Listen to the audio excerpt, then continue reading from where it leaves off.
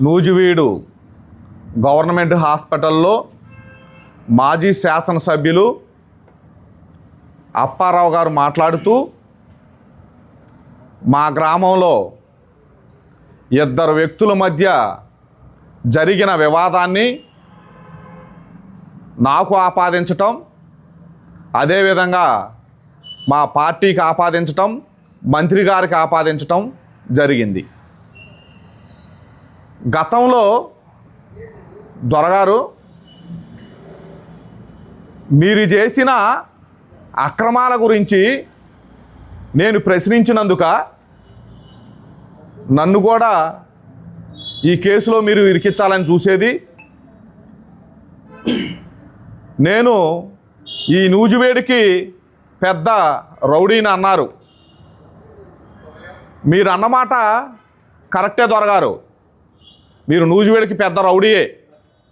మీరు పెద్ద రౌడీలాగా చేసిన పనులు గతంలో నా సహచర సర్పంచ్ అయిన నూజివీడు నియోజకవర్గ బీసీసీఎల్ అధ్యక్షుడు ఆరేపల్లి శ్రీనివాసరావు మీద అక్రమంగా 10 కేసులు పెట్టించి అతన్ని జైల్లో పెట్టించి నీ రౌడీజాన్ని చూపించావు. అదేవిధంగా నా ఇంకో సహచర సర్పంచి బీసీ సోదరుడు మోర్ల నాగరాజు గారి మీద కూడా తప్పుడు కేసు బనాయించి 40 రోజులు జైల్లో ఉంచావు. అదేవిధంగా నా సహచర సర్పంచ్ ఎస్సీ సోదరుడైన దొండపాటి యేసుపాదం గారి మీద తప్పుడు కేసులు బనాయించావు. దొండపాటి యేసుపాదం గారు చేసిన తప్పేంటి? ఆయన గ్రామంలో పేదలకు సహాయం చేయటానికి ఒక ఎన్ఆర్ఐని తీసుకొచ్చి సహాయం చేపిస్తే నా ఎస్సీ సోదరుడి మీద నువ్వు కేసు పెట్టిస్తావా? నా బీసీ సోదరుడైన ఆరేపల్లి శ్రీనివాసరావు అన్న ఏం తప్పు చేశాడని ఎస్సీ కేసులు పెట్టించావు? నువ్వు రౌడీ అని ఒప్పుకున్నావు, కరెక్టే. అదేవిధంగా ఈరోజు మా గ్రామంలో జరిగినటువంటి గొడవ, నక్కనపోయిన సాంబశివరావు అనే అతను నా అన్నయ్య, 2 సార్లు నన్ను ఎలక్షన్లో గెలిపించినటువంటి వ్యక్తి. అతని మీద నేను దాడి చేస్తానా? అతనికి అనేక రకాల చెడు వ్యసనాలు ఉన్నాయి. అతను క్రికెట్ బెట్టింగ్ వేస్తాడు, ప్యాక్ ఆడతాడు, కోడి పందాలకు వెళ్తాడు, అక్రమ సంబంధాలు ఉన్నాయి ఆ పక్క గ్రామంలో. అతను రకరకాల యాక్టివిటీస్ ఉన్నాయి. అతని మీద రౌడీ షీట్ ఉంది, పోక్సో కేసు ఉంది. ఎలక్షన్ రోజు గొడవ జరిగితే మాకు సంబంధం లేకపోయినా మా యాదవ సోదరులు 10 మంది పైన అతను కేసు పెట్టాడు. ఎవరు ఎందుకు కొట్టారో తెలియదు. అవన్నీ తీసుకొచ్చి మాకు ఆపాదిస్తావా? నీ రౌడీజం మా మీద చూపిస్తావా దొరగారు?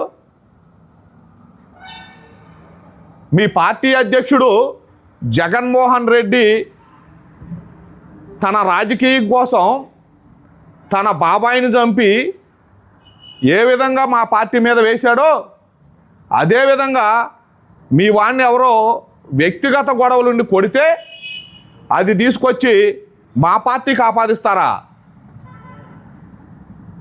మీ పరిస్థితి ఎలా ఉందంటే, సామెతలు ఉన్నాయి, సామెతలు ఊరికినే బెట్ల. దున్నపోతినిందంటే దూడని తీసుకొచ్చి కట్టేయమన్నారంట నీలాంటి దొరై. ఈ మధ్యకాలంలో కొన్ని సంఘటనలు చూస్తుంటే, మీరు మాట్లాడే మాటలు చూస్తుంటే రెచ్చగొట్టే విధానం, రెచ్చగొట్టే మాటలు, మేసాల దువ్వటం, నేను పెద్ద రౌడీని అంటాం. ఈదులగూడెంలో జరిగిన సంఘటన చూస్తే, ఈదులగూడెంలో గుడ్డేటి వరదానం అనే ఆమె 2017లో తన భూమిని అమ్ముకుంది. తన అసైన్డ్ భూమిని 2 ఎకరాలను అమ్ముకుంది 2017లో. కొనుక్కుంది నా బీసీ సోదరుడు వేముల దుర్గారావు అనే అతను ఆ భూమిని కొనుక్కున్నాడు. కొనుక్కుని అతను తన భూమిని చదును చేయిస్తుంటే నువ్వు నీ చెంచాగాడైనటువంటి సుబ్బయ్య చెప్పిన మాటలు విని ఆ భూమి ఆ బీసీ సోదరుడు గారిది ఎస్సీలు అని చెప్పి నువ్వు కలెక్టర్ దగ్గరికి వెళ్ళావు. ఇవిగో ఆధారాలు, ఆ గుడ్డేటి వరదానం అమ్మిన ఆధారాలు ఇదిగోండి. అలా పాస్బుక్లు కానీ ఇదిగోండి. వాళ్ళకి 7 సంతానం, వాళ్ళకి గుడ్డేటి వరదానం అనే ఆమెకి 4 కొడుకులు 3 కూతుళ్ళు. వాళ్ళు మొత్తం కలిపి 2017లో రాసిన 99 years లీజ్ అగ్రిమెంటు, అదేవిధంగా స్వాధీన అగ్రిమెంట్లు ఇవన్నీ ఉన్నాయి. మీడియా వారు చూడవచ్చు, ఇవన్నిటిని ఒకసారి పరిశీలించవచ్చు. అదేవిధంగా పాస్బుక్. నువ్వు అనుచరుడైన ఆ ఏలప్రోలు వెంకట సుబ్బయ్యని తీసుకుని ఏ విధమైన దుర్మార్గానికి ఒడిగట్టావు. అదేవిధంగా నీ అనుచరుడైన ఏలప్రోలు వెంకట సుబ్బయ్య, అతని చరిత్ర చూస్తే అతని చరిత్ర అంతా చాలా దారుణమైన చరిత్ర. ఒకసారి నువ్వు ఆ గ్రామంలోకి వెళ్ళి వాకబు చేయి. అతను ఏం చేశాడు మొన్న ఎలక్షన్ పందెం కాశారు. 75 లక్షల రూపాయలు అతని దగ్గర పెడితే ఆ 75 లక్షల రూపాయలు తిప్పి మళ్ళీ పందెం కాస్తే మొత్తం పోతే వీడికి డబ్బులు ఇవ్వాల ఈ రోజుకి. ఆ గ్రామంలో ఎవరిని అడిగినా చెప్తారు ఈ సంగతి. అదేవిధంగా అమూల్ డైరీలో పేదల పేరు మీద లోనులు తీసుకుని వాళ్ళతో డ్రా చేయించి, కోఆపరేటివ్ బ్యాంకులో లోనులు తీసుకుని వాళ్ళతో డ్రా చేయించి అమూల్ పాల కేంద్రం తరపున ఆ డబ్బులన్నీ వాడుకున్నాడు. అదేవిధంగా నా మిత్రుడు కోట రవి అనే అతను 6 ఎకరాలు ఎస్ఐన్ భూమి కొనుగోలు చేశాడు. కొనుగోలు చేసి 10 సంవత్సరాలు పెంచితే నువ్వు ఆ భూమిని కబ్జా చేయించావు. నీకు గ్రామాల్లో ఎస్ఐన్ భూములు కొనటం అమ్మటం అనేది జరుగుతూ ఉంటుంది. నీ అనుచరుడు చేసిన పని అది. ఇప్పుడు చూస్తే ఈదులగూడెంలో మొన్న ఆ పని చేసావు. భూమి చదును చేసుకుంటే దీనికి నక్కనపోయిన వేణువుకు సంబంధం ఉందని చెప్పి కలెక్టర్ దగ్గరికి వెళ్ళావు. మీకు తెలియదా? లేకపోతే మతి భ్రమించిందా? అమ్మారని తెలియదా? మీరు ఎవరిని వాకప్ చేయలేదా? అదేవిధంగా నేను దొర అని మాట్లాడుతున్నావు. మా తాతలు అద్దానం చేశారు, ఇద్దానం చేశారని. నువ్వేం దానం చేసావు? దోస చెట్టుకు అన్ని మంచి దోసకాయలే కాయవు కదా, చేదు దోసకాయలు కూడా కాస్తాయి. నువ్వు చేదు దోసకాయవి. అదేవిధంగా నువ్వు ఇంకోటి మాట్లాడావు, కొండలన్నీ తవ్వేశాడని. ఒకసారి నా చరిత్ర పరిశీలించు. మా గ్రామంలో నేనేంటో తెలుసుకో. నేను ఏం కొండలు తవ్వానేంటో అందరూ తెలుసు, మండలంలో ప్రజలందరికీ. నువ్వేం చేసావో తెలుసు. పద్దాకల మనం ప్రతి విమర్శ చేసుకోవద్దు. నువ్వు లక్ష్మీనరసింహస్వామి టెంపుల్కి ఆలయ ధర్మకర్తనని చెప్తున్నావు కదా, నువ్వు ఆలయాల్లోకి వచ్చి ప్రమాణం చేయి. నేను ఏ కొండలో తవ్వలేదు దొంగతనముగా అని నేను వచ్చి ప్రమాణం చేస్తా. నువ్వు దొంగతనంగా తోటపల్లిలో తవ్వావు, నీ గురించి 3,50,00,000 ఒక దళితుడికి ఫైన్ వేశారు అని నేను ప్రమాణం చేస్తా. నువ్వు చేయి. అదేవిధంగా అమ్మవారి గుడిలో నువ్వు గ్రావిల్ దొంగతనం చేస్తే నీ మీద ఎఫ్ఐఆర్ రిజిస్టర్ అయింది. ఈ అక్రమాల గురించి మాట్లాడుతున్నానని దొంగ అన్నట్లుగా నేను దొంగ అంటున్నావు, నేను దొవ్వాను అంటున్నావు, నేను అనకొండ అంటున్నావు. నువ్వు కదా అనకొండ, నేను ఎక్కడ దొవ్వా? Give me proof. నేను ఎక్కడ దొవ్వా? అసలు ఈదులగూడెం సబ్జెక్ట్ ఏంటి? నువ్వు ఈ మాటలు వింటున్నావు కదా, ఖచ్చితంగా చూస్తావు ఈ వీడియో. నువ్వు ఒకసారి ఏంటనేది ఈదులగూడెం సబ్జెక్టు ఎంక్వైరీ చేయి. నువ్వు రాజకీయంగా మంత్రి గారిని ఎదుర్కోలేక ఆయన చేస్తున్న అభివృద్ధిని చూసి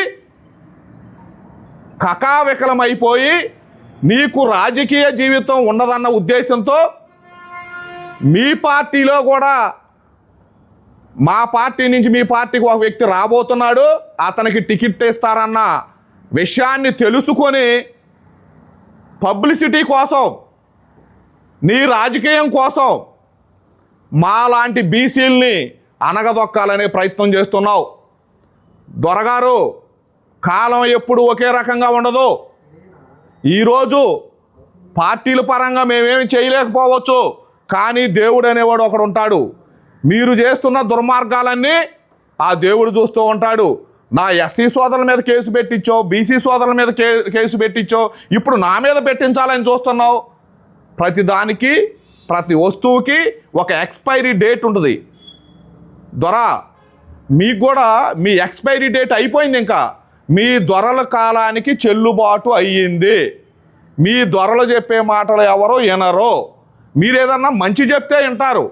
మీరు మంచి చెప్పకుండా ఎంతసేపు దుర్మార్గంగా మాట్లాడటం, ఎవరు వ్యక్తిగత గొడవలు ఉంటే వాటిని నాకు పొలమటం.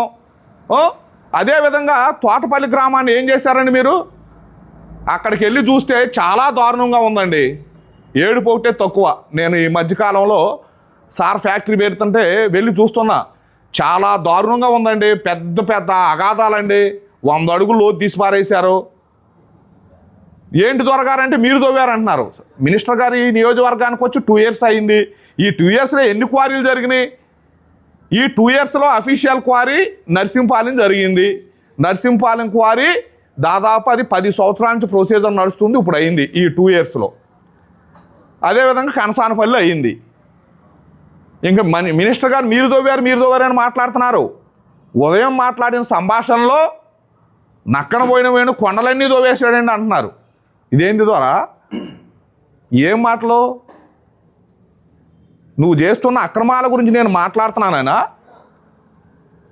అదేవిధంగా షేర్ చేసినందుకు కాదండి, అతను నా అన్నయ్య అండి.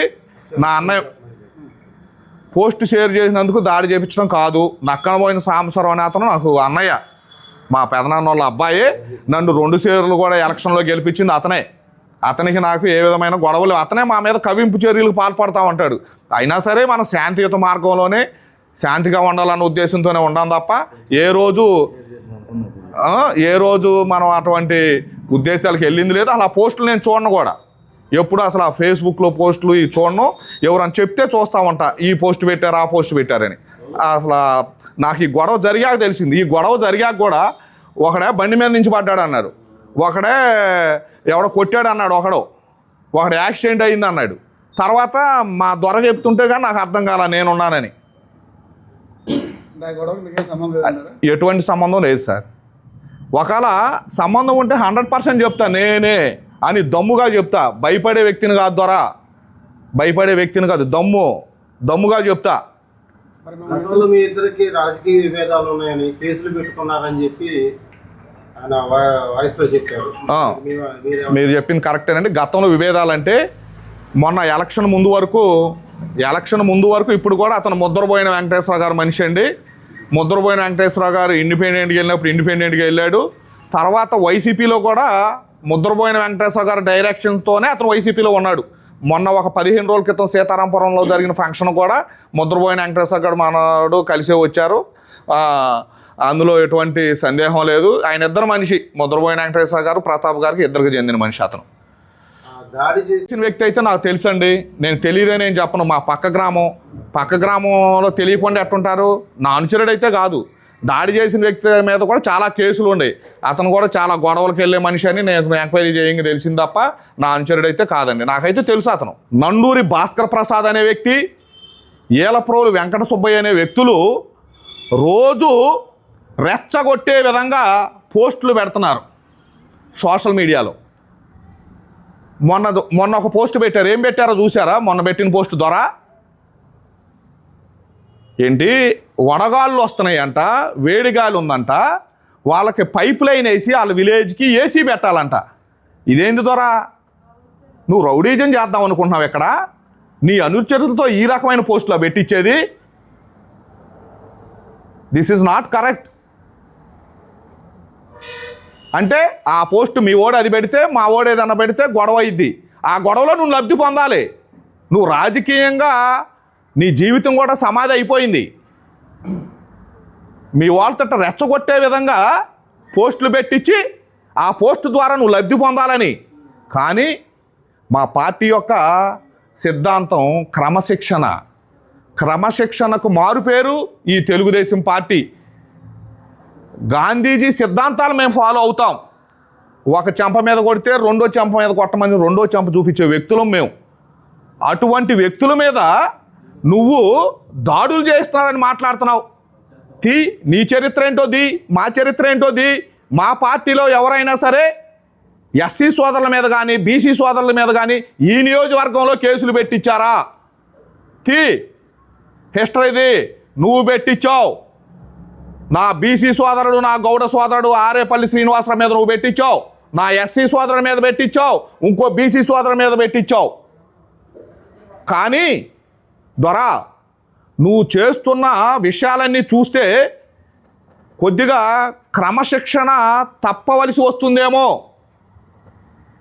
అనే బాధ కూడా కలుగుతుంది మాలో. ఎకనైనా నువ్వు ఇటువంటి కవ్వింపు చర్యలకు నీ అనుచరుల్ని రావద్దని చెప్పి చెప్తావని ఆశిస్తున్నా. ఇలాంటి కవ్వింపు చర్యలకు రావటం మంచి పద్ధతి కాదు. ఈ నూజివేడి నియోజకవర్గంలో ఎప్పుడూ శాంతియుతంగానే రాజకీయాలు నడిచినాయి.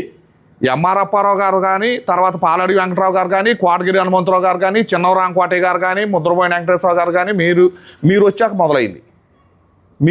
మొదలైంది ఈ రౌడీజం. చెప్తున్నావుగా మొన్న, నేను మేసందువి నేను పెద్ద రౌడీని ఈ నియోజకవర్గానికి, రౌడీలకు రౌడీని అంటున్నావు, బీసీ మంత్రి నియోజకవర్గం దాటిని అంటున్నావు. ఇది మంచి పద్ధతి కాదు. ఇకనైనా మీ పద్ధతులు మార్చుకోకపోతే మేము కూడా మా పద్ధతులు మార్చుకోవాల్సి ఉంటుందని చెప్పి ఈ సందర్భంగా తెలియజేస్తూ సెలవు తీసుకుంటాం.